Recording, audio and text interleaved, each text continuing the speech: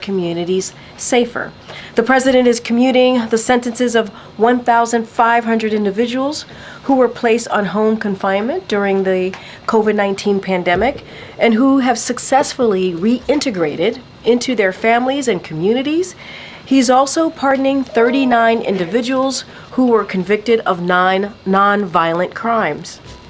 The Americans receiving relief today include a decorated military veteran, a nurse who has led response for a number of natural disasters, and an addiction counselor who volunteers his time to help young people. That's just to name a few. Today's actions build on the president's record of criminal justice reform to help reunite families, strengthen communities, and reintegrate individuals back into society. The president has issued more sentence commutations at this point in his presidency than any of his recent predecessors at the same point in their first terms.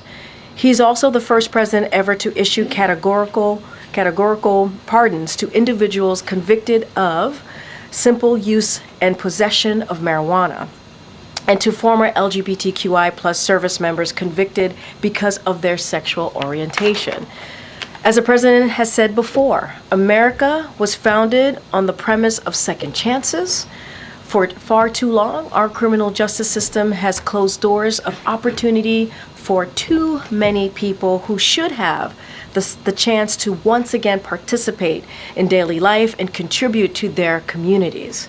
And as the president said in his statement, he will take more steps in the weeks ahead.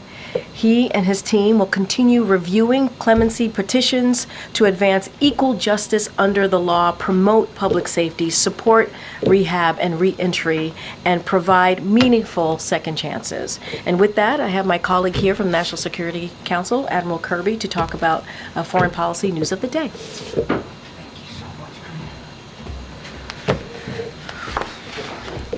Afternoon, everybody.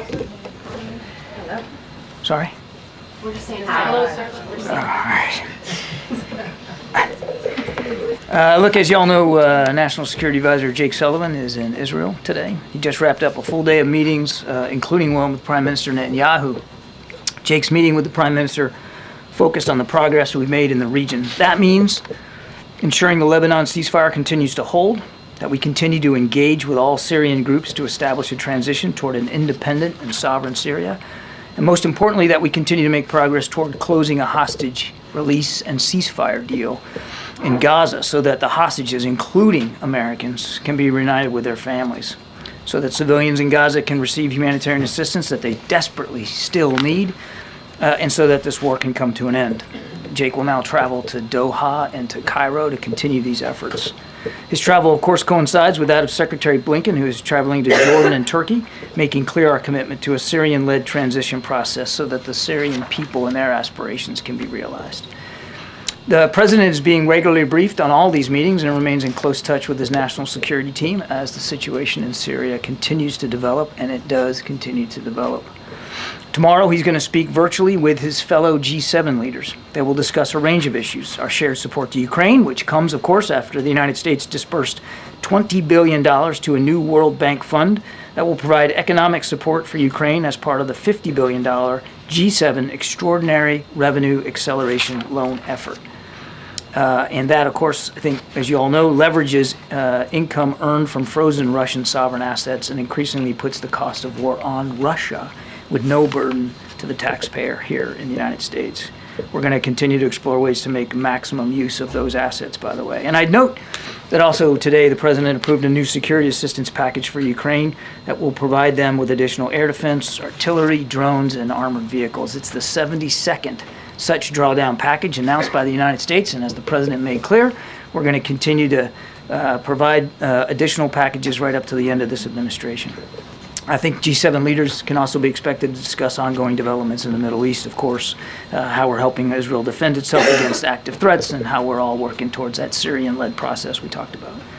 Now, I'd also be remiss if I didn't just take a moment to highlight an important milestone in our efforts to keep faith with Afghan allies. As of today, the State Department has issued 76,000 special immigrant visas for Afghan partners and their families, surpassing the number of SIVs issued by all previous administrations combined since the program began back in 2009. They did this by surging staff, by leveraging new technology, by consolidating some cumbersome processing steps, and working hard to verify in better ways applicants' employment status. And of course, we've requested from Congress more visa numbers so that we can continue to do that. Now, finally, I just want to add a few comments on the reports of drone activity here on the East Coast, particularly in and around New Jersey. We have no evidence at this time that the reported drone sightings pose a national security or a public safety threat, or have a foreign nexus. The Department of Homeland Security and the FBI are investigating these sightings, and they're working closely with state and local law enforcement to provide resources using numerous detection methods to better understand their origin. Using very sophisticated electronic detection technologies provided by federal authorities, we have not been able to, and neither have state or local law enforcement authorities, corroborate any of the reported visual sightings. To the contrary, upon review of available imagery, it appears that many of the reported sightings are actually manned aircraft that are being operated lawfully. The United States Coast Guard is providing support to the state of New Jersey and has confirmed that there is no evidence of any foreign-based involvement from coastal vessels. And importantly, there are no reported or confirmed drone sightings in any restricted airspace. Now, that said, we certainly take seriously the threat that can be posed by unmanned aircraft systems, which is why law enforcement and other agencies continue to support New Jersey and investigate the reports, even though they have uncovered no malicious activity or intent at this particular stage. While there is no known malicious activity occurring, the reported sightings there do, however, highlight a gap in authorities. And so we urge Congress to pass important legislation that will extend and expand existing counter-drone authorities so that we are better prepared to identify and mitigate any potential threats to airports or other critical infrastructure, and so that state and local authorities are provided all the tools that they need to respond to such threats as well. Now, tomorrow, there's a little thing called the Army-Navy game. We wish both sides a good game. We thank them for their service now, of course, at these service academies, and for their service in the future. We don't officially take sides here at the National Security Council, but go Navy, beat Army. Thank you, Admiral. Good luck. What is the White House reaction to President Xi being invited to President-elect Trump's inauguration next month? Well, it's going to be up to President-elect Trump to decide who's going to sit with him there at the inauguration, who's going to be there. We've worked really hard on this most consequential of bilateral relationships. The President met with Xi Jinping a number of times, including recently, and as you know, at APEC. And we believe that as we get ready to turn over things to the Trump team, that we're turning over a U.S.-China relationship that is in better shape than the one we found it in. That doesn't mean that we don't have disagreements. We do, and we will, and I'm sure they will too. But we're working hard on this relationship, and we'll do that right to the end. Did President Biden invite any foreign leaders to his inauguration in 2021? Oh, geez, I don't know. I'd have to take that question. I don't know. One other question about Travis Timmerman. Was the U.S. aware that he was missing and being detained in Syria before this week? I am not aware of any indication that we had that this gentleman was in Syria. I want to remind that we are just getting word of this, and we're trying to confirm his identity at this point. So the State Department is working hard on that right now. I am not aware that we had any prior indication that he was in Syria. It's also a good reminder for everybody, if you're traveling overseas, to enroll in the State Department's STEP program so that they have an idea of who you are and where you are. It's voluntary, of course, but we recommend that to everybody. Thank you. So regarding Travis Timmerman, have there been any other Americans or people who have been saying that they're American uncovered in detention following what the events in Syria? And then regarding Americans, do you have any updates on Austin Tice? On your first question, not that I'm aware of. On your second question, we don't have any additional context or information about Austin since the events of the weekend in Syria. But we are working very, very hard. And as we've said in the past, we hope that developments in Syria could lead to some opportunities and some more information. But right now, we don't have anything.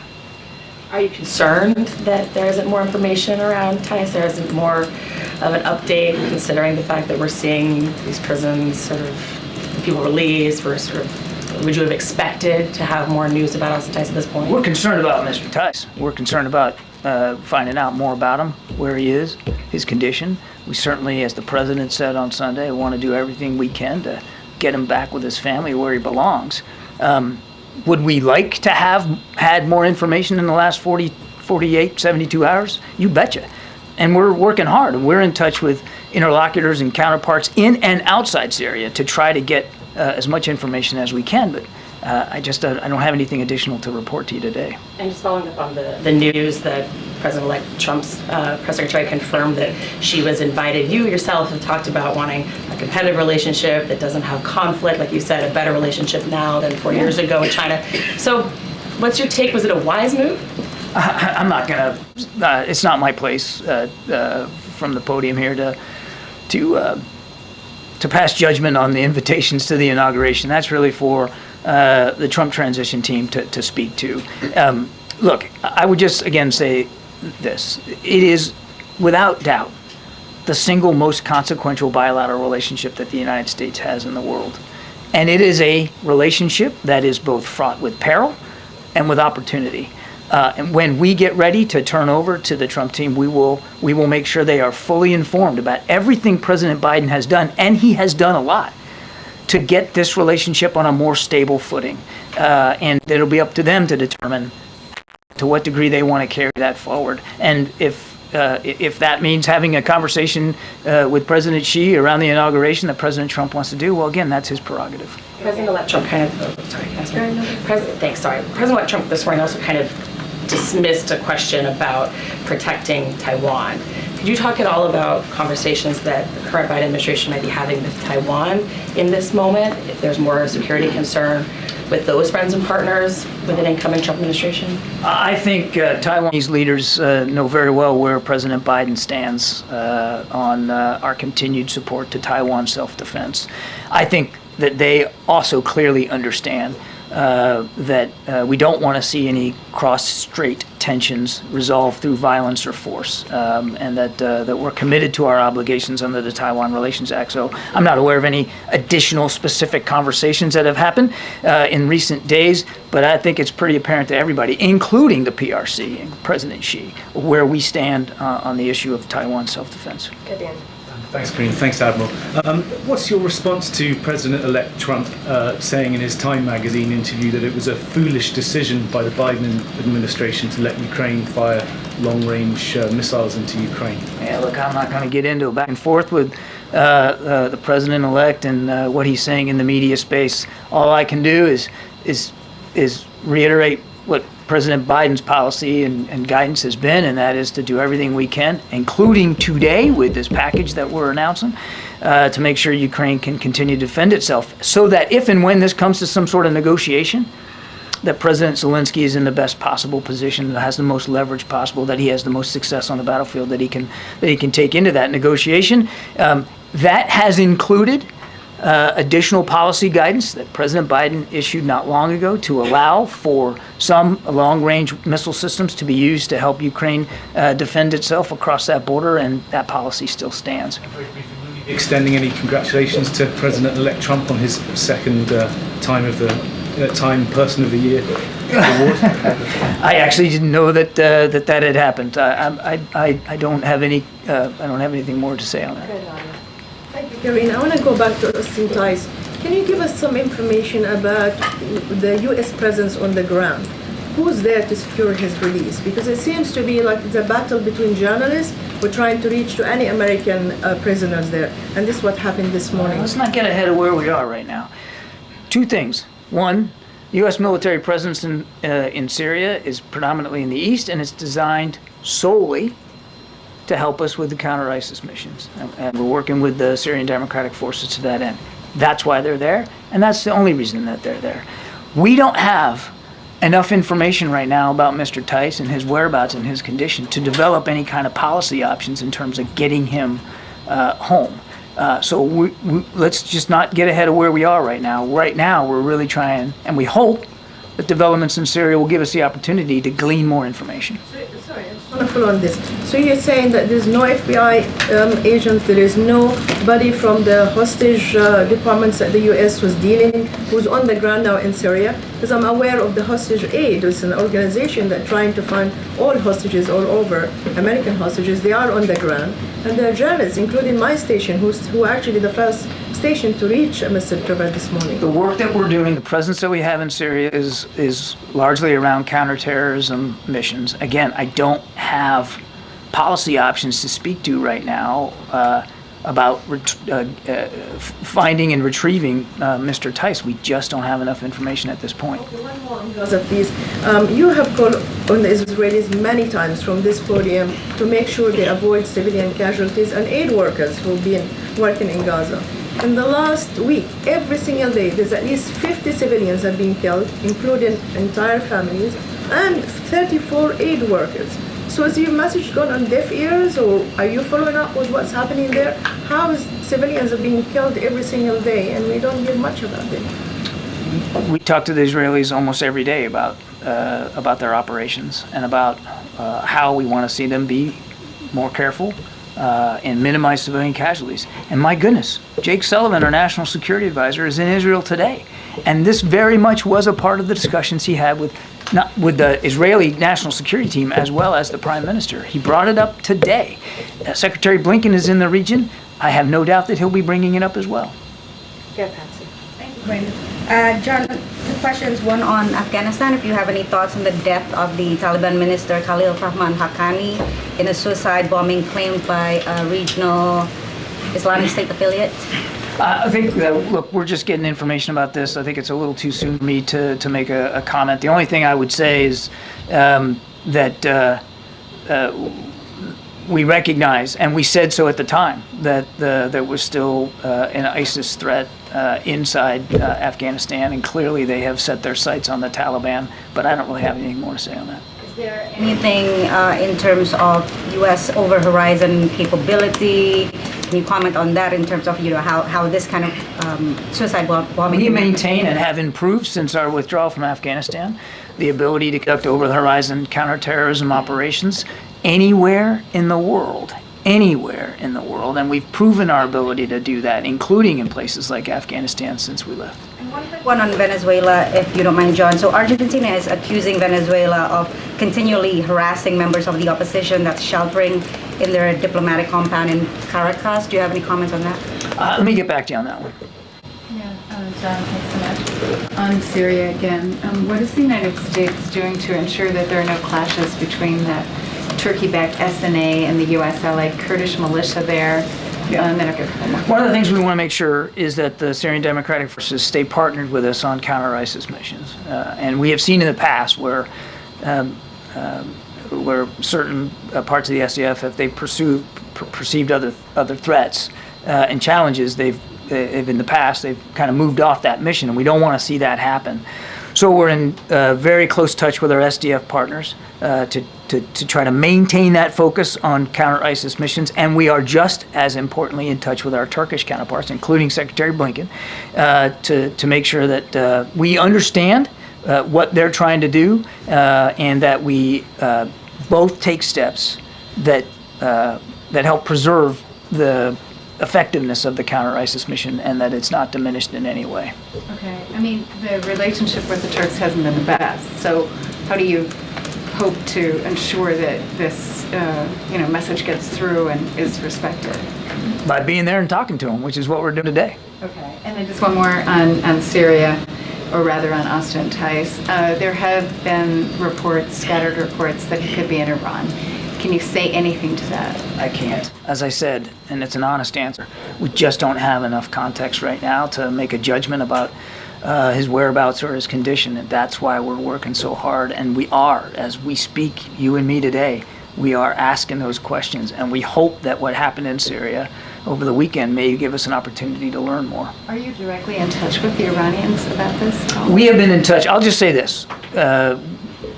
As you would expect, or at least I hope you would expect us to be, we have been in touch with interlocutors and groups and leaders all over the region. And we have various ways of being in touch. Some's indirect, some's indirect.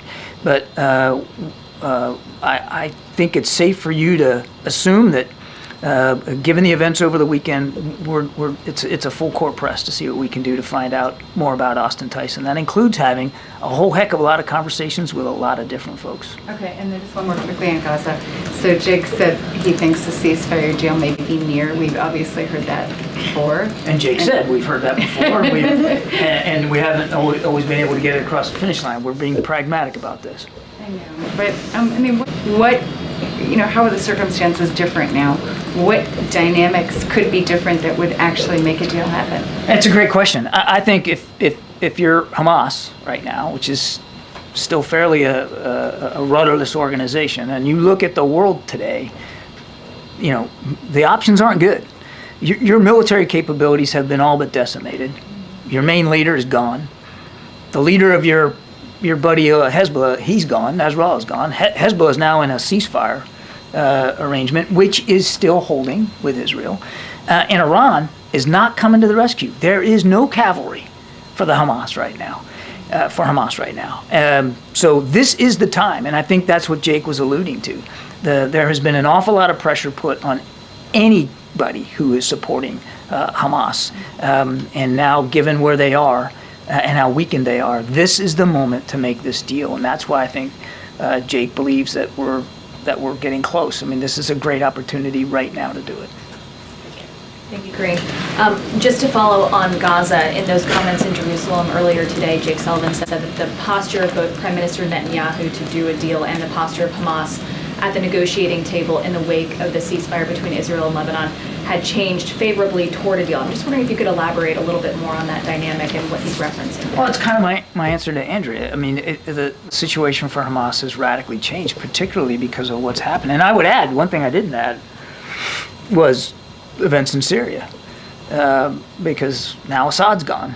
And who was Assad's main backer? Iran. Iran was not only unwilling, but unable to come to Assad's rescue. It's just more proof, or should be more proof, to Hamas leaders that there is, as I said, no cavalry coming to the rescue. So they're at a moment of weakness and desperation. This is the time to make this deal and move forward on it. Now, whether they'll do it or not, as Jake said, we can't be certain. But we believe there's an opportunity here, a moment, and that's why Jake's in the region. On Syria, the U.S. has stated that one of its primary goals is to make sure that ISIS does not reconstitute there. In the days since the Assad regime has fallen, have you seen any information or any intelligence about cells or larger groups that are trying to exploit this opening? I'm not going to get into too much on the intel side. I'll just tell you that we're watching this real closely, and that is a risk, that is a worry, that ISIS, this is a group that loves ungoverned space, and you can expect, we have to expect, that they're going to look at what's happening here with the fall of Assad, and now Russia or Iran not coming to the rescue, Russia now also not coming to the rescue, and Russia's worried about their own presence in Syria and how that's going to look. You would expect that a group like ISIS would try to exploit that. So we're watching it closely. I don't have any, again, additional intelligence indicators to speak to today, but it is something we're laser focused on. And then just broadly on foreign policy, there is only one president at a time, but we've seen the president-elect wade into his preference for what the does or doesn't do in Syria, the U.S. approach to Ukraine, to the Middle East, and now the transition is also, as you guys have said, working hand in glove as you push for a ceasefire in the region there. He's also inviting world leaders to inauguration. Is this having an impact on your foreign policy? No. But I want to go back to your first question, though. The other thing I want to stress on this ISIS thing is that is why, and the president said this Sunday, the concerns about ISIS is exactly why that mission in Syria, the U.S. military mission, and the partnership with the SDF is so important, and why we want to see it continue. Two questions, one on Bangladesh, then on India. On Bangladesh, over the past few weeks, several Hindu American groups across the country have been holding protest march, one outside the White House over the weekend. They're protesting against the continued killings of Hindus and their temples in Bangladesh. after the fall of Sheikh Hasina government. Is the president aware about it? Did he raise this issue when he met his friend and the interim government chief Mohammed Yunus on the sidelines of the UN? We're watching this very, very closely, and the president's following events closely as well. The security situation in Bangladesh has been difficult following the ouster of the former prime minister, and we've been working closely with the interim government to enhance the capability of their law enforcement and security services to deal with the challenge. We've been very clear in our engagement with all Bangladeshi leaders that protection of religious and ethnic minorities is absolutely critical, and the leaders of the interim government have repeatedly committed to providing security to all Bangladeshis, regardless of religion or ethnicity. We want to hold them to that.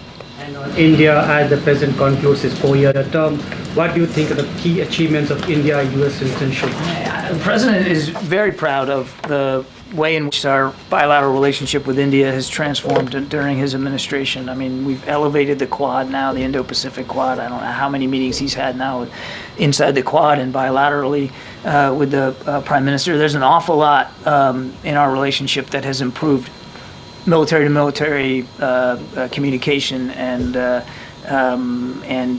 defense security partnerships there in India and in the Indo-Pacific writ large, people-to-people ties, economic ties. I mean, there's been an awful lot. Follow up on India. You mentioned about Quad. What are the president's expectations from the coming administration on Quad and other IMEC? It's going to be up to the incoming administration. It's going to be up to them to determine how they leverage the Indo-Pacific Quad. We can only speak to the ways President Biden has. The bipartisan support to the India-US relationship. Do I expect? India-US relationship has been a bipartisan support, right? From both the sides have supported it. I don't see anything in the future which would indicate a change in that. There has been strong bipartisan support for growing this bilateral relationship, and I would expect that that'll continue. Hey, John. Oh, sorry. Yeah. President-elect Trump last night named a new director for the Voice of America, Carrie Lake. Do you think that the president has the authority to name a new director of that news group? I understand that there's. I actually don't. You know what? I think I should take the question because I don't understand enough about the process there to really weigh in on that. So why don't we take that question? Can you just react generally to the fact that this is a nonpartisan agency and Carrie Lake is someone who just ran a Senate campaign? Just any reaction to the fact that I'm just not going to get into casting judgments on names that the president-elect is putting forward for various jobs. That is for him and his team to speak to. What I can tell you, President Biden and this entire administration, and that includes me personally, great respect for Voice of America and the work that they do here and around the world. We respect that. They have an editorial independence, which I think is absolutely vital for them to be able to do their job credibly. If you're going to have a name Voice of America on your bumper sticker, then you can expect that certain people around the world may look askance at that. But the fact that they are editorially independent and do good, solid reporting on their own, I think speaks volumes about how valuable they are to making sure that the proper news and context and information gets to audiences around the world. I'm very proud of them. Hi, thanks, Karine. Thanks, John. At the top of your remarks, you talked about the administration's commitment to an independent and sovereign Syria. And of course, Israel has sent its forces into the buffer zone adjacent to the Golan Heights and apparently beyond it. The presence of foreign troops would seem inconsistent with an independent and sovereign Syria. So will the administration pressure its ally to withdraw those troops? We are in discussions with Israelis, as you might expect us to be, about their operations there inside that buffer zone, and staying in close touch, as Jake did today, with better understanding what their goals and objectives are. I would tell you, or would point you to what they have said, which is this is a temporary measure to deal with exigent circumstances, and we recognize what they recognize, that there are some legitimate threats that they're trying to. Have they given any indication what they mean by temporary, given that they've been, in occupation of the Golan Heights? I think I point you to the Israelis to 1967? speak to their military operations. Thanks, Karine. John, on the drones, does the U.S. government have any of its own imagery or video of these systems? I'm not aware that we have U.S. government produced imagery ourselves, but as I said in my opening statement, we have certainly done thorough analysis of the existing imagery. Like from people's cell phones that we're seeing. Basically, with what you're looking at, how can you credibly tell people that there is no public safety threat, there's no national security threat, that there's no reason to believe that a foreign government is involved? Because the analysis thus far, in an investigation that is ongoing, has not revealed any national security or malicious intent or criminal activity. But, Jackie, I would remind you, we're at the beginning here, not the end. There's a lot more work to be done, and we're working closely with state and local authorities to gain more information. I would argue that we're moving pretty well here with a sense of energy to try to figure out what we can do to learn more about this.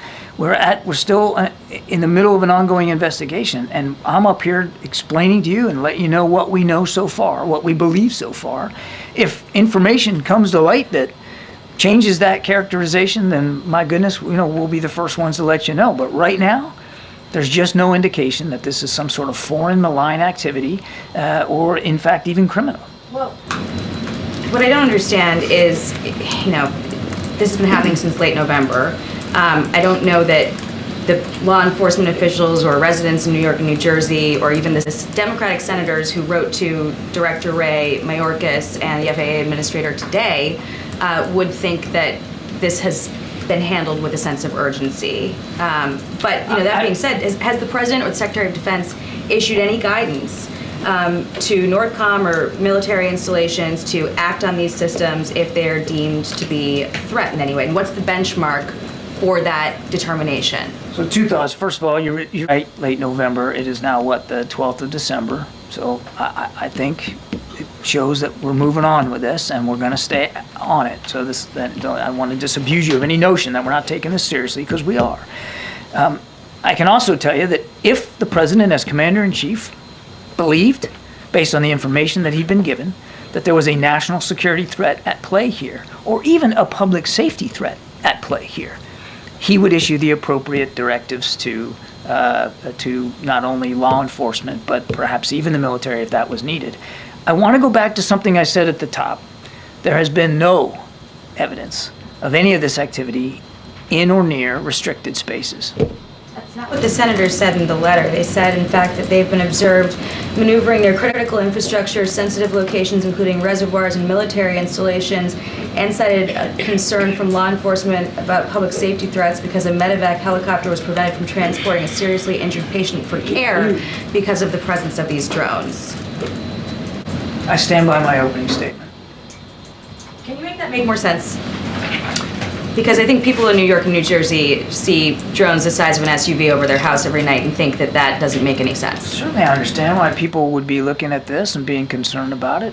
We're concerned about it too, which is why we have the Department of Homeland Security and the FBI, my goodness, looking at this. And we're taking it seriously. We understand that people are concerned. We understand that they got questions. We got questions too. And we're working hard to get the answers to that. What I can tell you as we sit here today, at 2:16 in the afternoon on the 12th, is we haven't seen any indication thus far that there's a public safety risk, and we haven't seen. The government know what they are. We are still investigating this. I can't tell you definitively. I cannot characterize for you definitively what these sightings are. I can just go back to what I said at the opening. We've looked at the imagery. We can't corroborate some of the reported sightings through our own expert analysis using sophisticated detection techniques, but that doesn't mean that, we're putting our pen down here this afternoon and calling it a day. We're going to keep at this. What are you doing though? We are continuing to investigate it, as I said in my opening statement, 2 federal agencies, as well as the United States Coast Guard and state and local law enforcement officials, which we are staying in close touch with. Picking up on drones, has it reached a level, or is there a level determined by which the president or the administration, more directly, would prohibit any use of the airspace, since it is regulated, for drones for a period of time to try to figure out who they are and to remove this anxiety that people in the Northeast are feeling? I don't know that we're at a stage right now where we're considering that sort of a policy option. But I can tell you that we're going to keep an open mind here. And I think whatever policy options we determine are appropriate will be informed by the investigation. And thus far, in this early stage of the investigation, there's just no national security threat that we see and no public safety risk. So again, you want to be careful that you don't you don't jump to conclusions and you don't jump to policy options that may not be appropriate at this particular stage. But we'll obviously see where it goes, and we'll be informed by investigators. One other topic, with Jake in Israel and issues related to Ukraine and Russia, the Middle East and so forth. With 40 days to go, do you feel that the Biden foreign policy team is in a cooperate with a very vocal president-elect who is talking about these issues to achieve the aims that you have, or do you view it as this is really your negotiation to have, whether it's in Israel, whether it's with Ukraine? Is it coordination, competition? How would you describe? I would say consultation. We are keeping the incoming Trump team fully aware and read in of not only what we're doing, but what we're thinking about doing, so that there's nothing they should see in the public domain, nothing I'm saying here, nothing Jake said in Israel, that would surprise them, that we're keeping them fully informed. And has the president or members of this administration asked the president-elect to pull back from public statements or phone calls or anything that might impinge on what you're trying to do? Not that I'm aware of. Final question. What do you make of reports that were out today that Austin Tice was seen alive at a prison in Damascus in 2022? I think I've answered this before. I just don't have, I've seen that press reporting. I don't have any information to verify that reporting, and I certainly don't have anything today that gives us a sense of his whereabouts right now. I'm asking though because the Israelis bombed that facility over the weekend, and so I'm wondering if there are any conversations with the Israelis about, maybe avoiding targets where Austin Tice or other prisoners might be held. We're, as I said earlier, it's a full court press to get more information about Austin, and we are actively in touch with interlocutors and counterparts throughout the region, and that includes Israel. Okay. Thank you so much. Thank you, Karine. Thank you, John. Thank you, guys.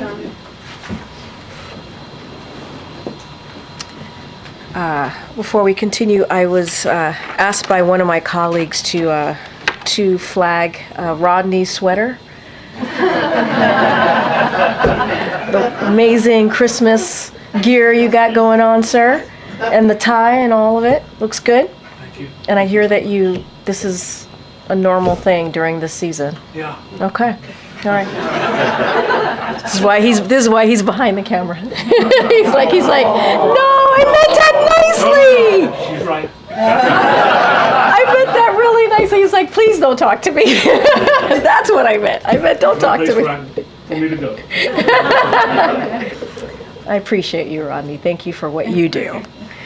Okay, with that, geez, it's a tough crowd. Colleen. Thank you. So let's see. On the pardons, I wondered if, there's been a couple categorical pardons, or categorical, I guess, grants of clemency by the president. So I wondered if we could expect more of those sort of categorical pardons, in particular related to the death penalty, which, the president had said during the campaign trail in 2020 he wanted to get rid of. And, I know it's paused, but it isn't gone. And there's, I think, 40 people on federal death row. The president-elect, has made no secret of his desire to continue the death penalty. So, wondering about that. And any other possible categorical ones. Sorry. So I will say that during the president's remaining weeks, and he said this in his statement overnight, and I said it at the top as well, that he's going to continue to talk to his team to review any steps that he's going to be taking. He wants to take additional steps, obviously, to provide meaningful second chances. This is what this is all about. When you look at what the actions that the president not just took today, but over certainly the last 4 years. And so they're going to continue to review clemency petitions he and his team in normal course, and certainly they want to further the criminal justice reforms in a manner that advances equity and justice, promotes public safety, supports rehab and reentry, which is all the things that I said at the top, and provides, again, meaningful second chances. So when we have more to share, we certainly will update all of you. But I think if you look at what the president has done over the past 4 years, as I just laid out, granting, in addition to what we announced today, granting 21 pardons, 122 commutations, he has certainly done more than his last 4 predecessor at this point in their first term. And so the president takes this very, very seriously and is going to review all options, and especially, as you stated, clemency petitions as we, close out these final few weeks. On pardons still, Sure. We had a poll yesterday that just about 2 in 10 Americans approved of President Biden's decision to pardon his son. In particular, they were troubled by the fact that he'd gone back on his word. So I wondered what the president's message is to those Americans. I just go back to his statement that he put out 12 days ago, I think now, that Sunday. And I think that last paragraph where he talks really, truly directly to the American people about this decision that he's made, obviously as a president, as a father. But I would say more broadly, legal experts, you've heard me say this, you've heard from legal experts, specifically and analysts, former U.S. attorneys from across the country who have said, and they have all agreed, no one would be criminally prosecuted with felony offenses with these facts, the underlying facts that we have certainly have gone back and forth on. And I have quoted many times, and I'll do this again, the former Attorney General Eric Holder, who said no U.S. attorney would have charged this case given the underlying facts. Had his name been Joe Smith, the resolution would have been fundamentally and more fairly a declination, pardon warranted. And so I think the actions that the president took today, the actions that he's taken over the last 4 years when it comes to clemency, I think shows the president's commitment when it comes to trying to reform the criminal justice system, and obviously his commitment to that, but also giving people a second chance. And so, I think that as it relates to the American people, I think that I understand that you had this poll, and I get that, but I hope that they will understand the decision that he made, and what he's going to continue to do in these closing weeks as president. Do you think he should apologize based on what the polling found? What I think is, I think the president hopes that the American people hear him out. Again, going to that last part of his statement, and I feel that I should continue to reiterate that the American people out there should take a look at the president's own words, his statement, how much he wrestled with that decision, and how circumstances did indeed change for him in his view.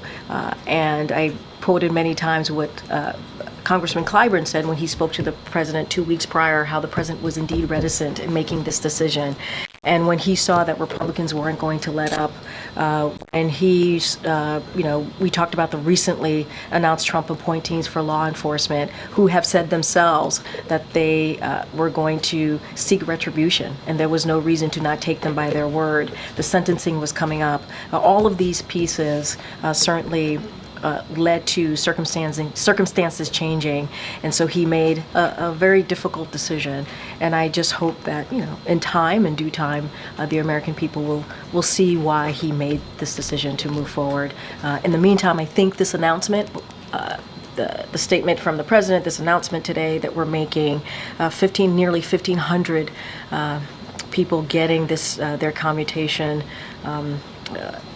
I think it's important. I think it's important about second chances, giving people second chances, and so that's what the president certainly is going to continue to focus on. Different than commuting a sentence, though, or pardoning someone who's been convicted of a crime. There was conversation at one point about the idea of preemptive pardons for someone who hasn't been convicted yet, but who might be a target of the incoming Trump administration. Is that still on the table? I'm not going to get ahead of the president. As I said, we'll have more. The president will have more to announce over the upcoming weeks as we close out our time here. I'm not going to get into the president's thinking. He's going to have conversations with his team. He's going to review clemency petitions. He's going to review options on the table, and so that's where I'm going to leave it. And I think 1,500 individuals, as you all know, who were placed on home confinement during the COVID-19 pandemic, and who have successfully reintegrated into their families and communities, and also pardoning 39 individuals, is a big deal. I think it's important to those individuals and their families and their communities. As I've said, they've reintegrated into those really important pieces of their lives. And I think that's really important. And just building on what the president has done over the past 4 years. And I think today, I think it's a good day for many of those folks who deserve that second chance and who have proven to be able to take that on. Absolutely. Yeah. Some of the names that have been floated around preemptive pardon solutions, it would just be such an unusual, extraordinary step. We talked about in the news, we've seen Liz Cheney, Dr. Fauci. You're talking about the preemptive pardoning. Right. I understand you don't want to get ahead of the president's thinking, but are any of those names wrong or still? Can you tell? I mean, do you want to tell us anything about? It would be a bad move on my behalf if I preempted the president or previewed anything that the president was thinking about, considering, and so this is something that he's going to talk with his team about. And I just don't have anything beyond that for you. Again, I think today is a very important day as we talk about the criminal justice system, as we talk about giving people who have shown that they can reintegrate into their community, back into their families, a second chance. I think that's a big deal, and I think that shows the president's commitment to this. And the president talks a lot about what this country has to offer and possibilities, and you see that in every action that the president certainly has taken when it comes to this issue and so many other policies that he's put forward. So Karine, asking you this question, I'm going to ask it one more time. You have been working on an Islamophobia or a strategy to counter Islamophobia that would partner with the strategy that you've already released to countering anti-Semitism. We've been waiting for it for a long time. Do you have any further updates on when that could be released? Do you anticipate it coming before the end of the year?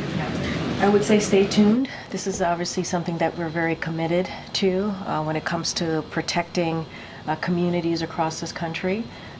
You saw that in our anti-Semitism strategy, and obviously we've been talking about this Islamophobia strategy as well, or talking about coming up with a way forward in protecting communities. Certainly that's the president's commitment. I don't have anything to share right now at this moment at this podium behind this lectern, but I would say stay tuned. Given the former president's ban on entry for people from Muslim majority countries, also known as the Muslim ban, at the beginning of his term. Which we repealed and dealt with that very early on. I understand, but there were many people on no-fly lists, and there still are some people on no-fly lists. Is there any preemptive action that the administration can take to guard against that kind of, mass move again this time? Well, you know where the president stands on this in this administration. I don't have any policy announcement to share with you at this time, and so I'll just leave it there. Okay, and then just on the Pardons and Clemency Acts, numerous groups have sort of asked the administration to go even further, to be even more bold in terms of saying that there's something like 9,000 additional petitioners, some of whom are chronically ill, some are aging, some have very young children.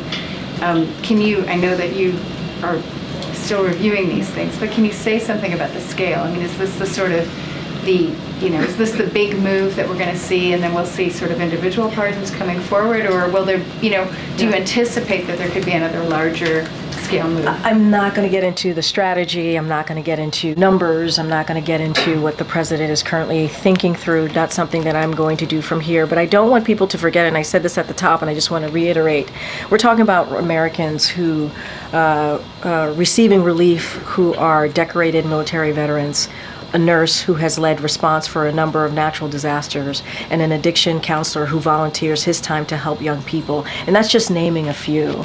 And so that is important to note because these are the folks that we're talking about who are, again, reintegrating back into their communities in a way that's effective, in a way that's incredibly important, giving them second chances. And let's not forget all of the other ways that the president has been able to give second chances to Americans over the past almost 4 years when he's made these types of important decisions. So I'm not going to preview, I'm not going to get ahead of this president. It would not be wise for me to do so because he has to make those final decisions, and he has to review what's in front of him with his team. And I just want one more real quick one. There's an anniversary coming up on Saturday for the Sandy Hook shooting, and I know that this is something that's very near and dear to the president's heart. Yeah. Is he planning any kind of action or statement? So don't have anything for you. As you know, we think during his presidency, I think over the past couple of years, even before his presidency, he's spoken to this day, this tragic day. And you're right, this is, when it comes to Sandy Hook and any devastating, horrific events like we saw on that day, and you know, the president has always spoken out to it. This is a president that understands loss, understands what that means to a family, understands what that means to a community. And Sandy Hook was one of those moments that tore us apart. I think if you think about that moment, and I think if you are just a human, and you remember that day, it is a heartbreaking moment. And obviously our hearts go out to the families and certainly their loved ones who are still dealing with, every year, dealing with a difficult moment, a difficult anniversary. And so I know the president thinks about them almost every day. And I don't have anything to read out to you on how we're going to be acknowledging that day, but I'm sure you'll continue to hear from this president. Okay, Kim. Thank you. You talk about the clemency actions as historic, the big deal, as you called them earlier, and the real relief that is being brought to human individuals by the actions the president has taken. So in terms of sequencing, how did he come to the decision to pardon his son before these individuals? So I think we've gone back and forth on how he made that decision. The president obviously put, as I said, the president put a statement out 12 days ago, made that decision over that weekend. It was a decision that he wrestled with. I think we've talked about the politics around this, the decision that he made. He put out a pretty comprehensive statement. I've mentioned Congressman Clyburn's, his own words saying that the president, even 2 weeks before he had made that decision, was reticent in doing so. And he wrestled this. And as I've said many times, for him, there were consequences that changed his decision. I just laid that out moments ago. This action pending for thousands of individuals. Why not bring the relief to them before? I mean, and I was about to get to your question. This is what you see today. That was far from this being his first, right? I think we can't forget that. His first pardon or act of clemency. He has issued more, we cannot forget this, more sentence commutations at this point in his presidency than any other recent predecessors at the same point of their first term. And I talked about what he was able to do in April when he issued historic categorical pardons as well to address marijuana possession convictions and military convictions in the LGBTQ plus community. These are actions that this president has taken. And again, today is historic, but he has been taking these types of actions for some time now. This is far from the first pardon that the president has taken. We've gone back and forth. I've laid out what the president's thinking. He has talked about it directly in a statement in his own voice to all of you about 12 days ago. And so I don't have anything beyond that, but we can't look at today as being only the first action that he's taken.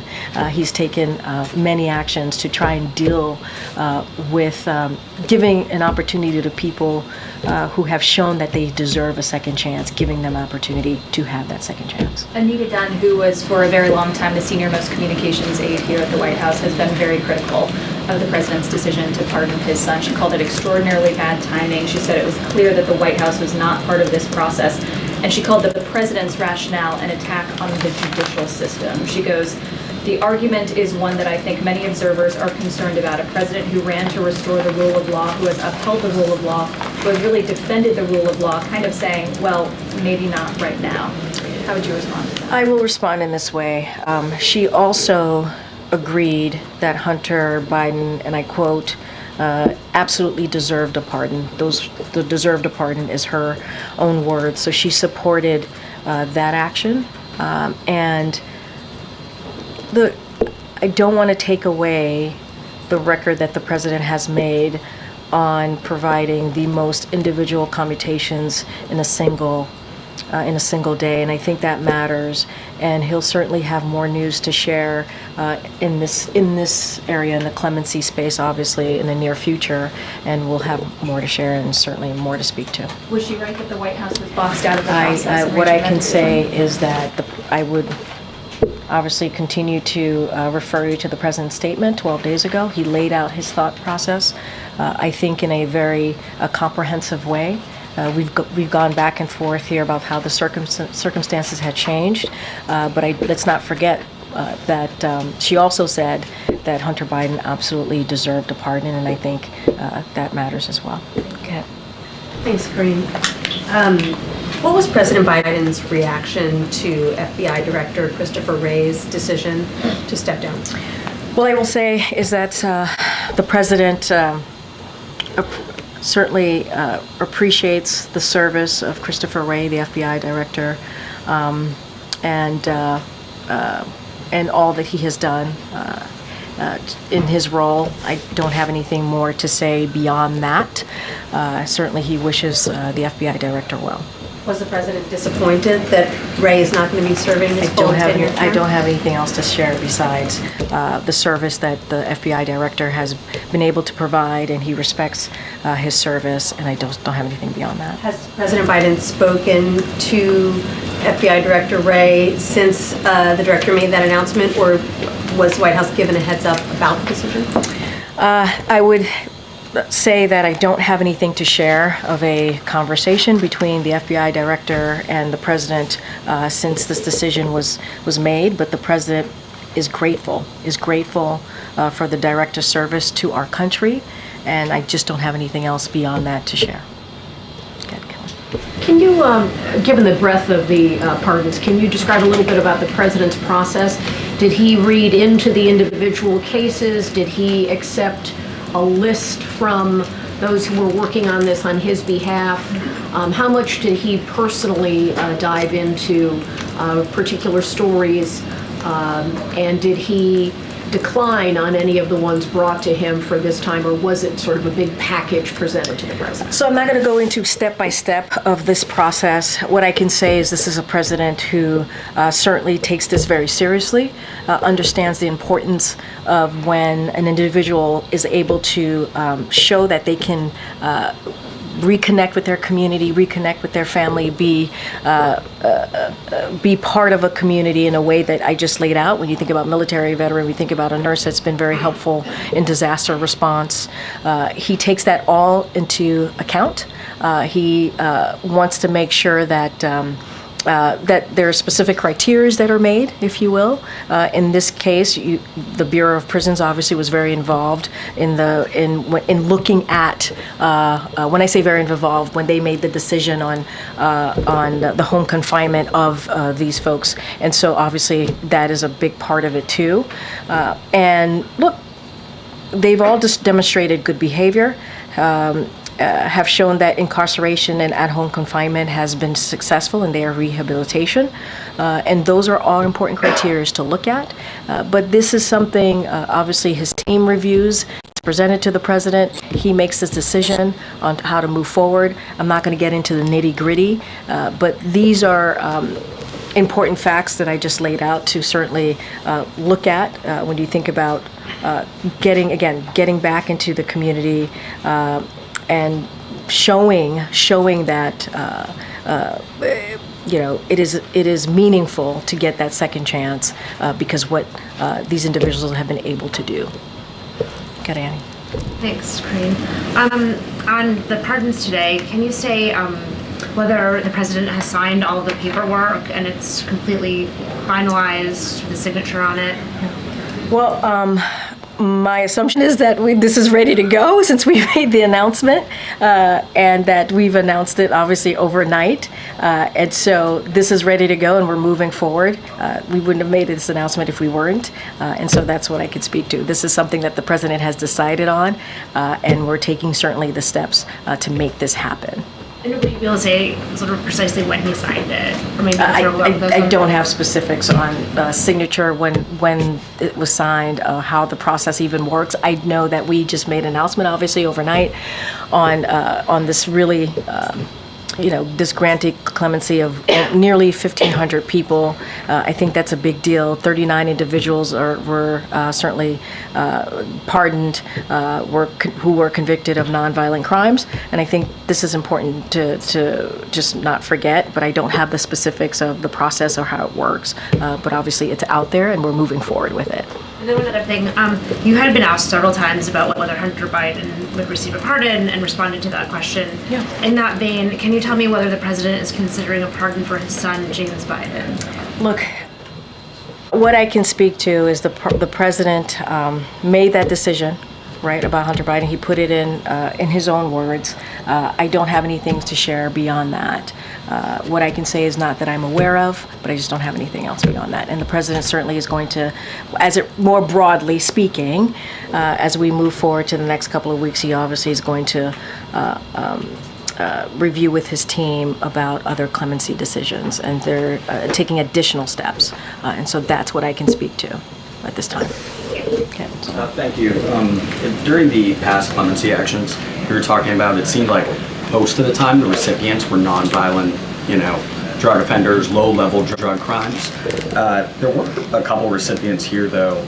I mean, a judge who participated in a scheme that sent juveniles to for-profit jails, Medicare fraud, real estate fraud. I guess what I'm wondering is, was the crime that was committed also part of the criteria here? Or was it the mere fact where if you were somebody on home confinement, despite the crime you committed, but just the fact that you were on home confinement, you received a commutation? So there are two different things, right? There's 1,500 folks who were placed on home confinement during COVID. Okay, I didn't know because those are commutation, right? So I didn't know. Those are commutations. Okay, so right. you were saying pardon, so I just wanted to make sure that. To clarify, okay. Those examples I listed are part of the 1,500. Okay, because as you know, there were 39 people who were pardoned. So two different things. I just want to make sure we were on the same page. So this is definitely related to the home confinement for COVID. Let's not forget there was the CARE Act of 2020, right? This is all connected certainly to that, and those are the individuals who had home confinement and they successfully reintegrated into their families, into their communities, and that's the group of people, that category, if you will, that we were looking at. But like if just the fact that they were on home confinement, they received a commutation here. No. Did you factor in any, in the process, do you also factor in the individual cases and the individual Well, I think what's important is that they were successfully able to reintegrate into their communities and back into their families, right? They showed that having a second chance is something that they should be given, right? And so that is what's important, that let's not forget that the successfully reintegrating, and I think that's a huge factor. That matters as well. The home confinement, obviously, that's the category that they were in during that CARE Act of 2020. As you know, there was a decision because of the COVID-19 pandemic to move forward back in 2020 before the president was obviously in office. And these folks, this 1,500 that we're talking about, the nearly 1,500, were able to successfully reintegrate. And I think that's a criteria that we can't forget, and that's a criteria that's incredibly important here as the president made his decision. And to follow up on, I think, Kelly's question, I know you don't want to go step by step in the process, but can we say accurately that the president looked at any of these applications? What I can say is this president made this decision. This is the president that made the decision to move forward on this. What was his involvement, though? Did they present him the applications? I mean, obviously the president was presented from his team. granting the clemency, right, of these approximately 1,500 Americans and also the 39 that he pardoned. He was presented that by his team, and he made the decision. This would not have happened. We cannot forget, this would not have happened if the president didn't sign off on it, if the president didn't decide to move forward. And we can't forget what the president has done. We're talking about, let's not forget the past. Yes, we're talking about today, but we can't forget the president has also done 122 commutations, 21 pardons before this. We can't forget that the president issued categorical pardons for LGBTQ plus service members convicted because of their sexual orientation or identity, gender identity, and individuals charged with simply possession of marijuana. And he just did that back in April. So the president has certainly taken action to show the importance of giving Americans second chances, and this is a continuation. This is not just a one-day thing. This is a continuation of the president taking clemency and giving people second chances very, very seriously, and understanding how much that means to families and certainly communities. Okay. Yeah, has the president called any of the people he granted pardons to? Do you have anything to read out on that front? It's a good question. I don't have anything to read out on the president calling any of the nearly 1,500 people or 39 folks that he was able to pardon today. I just don't have anything to share. And is he planning a farewell address at some point? Is there something in the works? Do you know where it might be, when it might be? So I don't. We'll certainly have more to share. What the last couple of weeks, last couple of days of the president's administration would look like, if he's going to be giving any big speeches or giving any important remarks as he ends his presidency. I don't have anything right now in this moment, but I would say stay tuned. We'll have a lot more to share as to what January post-holiday will look like. Go ahead. Go ahead. I know I was supposed to call you. I didn't. Thank you. Back to Austin Tice. Okay. With sure. apologies. No apologies. That's an important. No, it's important. No apologies. So I believe it was last Friday when the family of Austin Tice said that they had spoken to officials here at the White House. Yeah, they met with National Security Advisor Jake Sullivan at the end of last week. Yes. And then they had a statement at the National Press Club where they said that they had been told from a reliable source, we assume Sullivan, that Austin was alive and that he was being treated well. Yeah. So now we don't know any of that. So where did they get that information? So look, I'm going to let the family speak for themselves. I can't even imagine what they're going through. I don't want to imagine what they're going through. I know this has been a difficult time for them. But what I can say is when it comes to Austin Tice, this is a top priority for this president. He said that himself. And there is no indication that he is not alive, but there's also no indication about his location or condition. And so what our goal is to bring him home.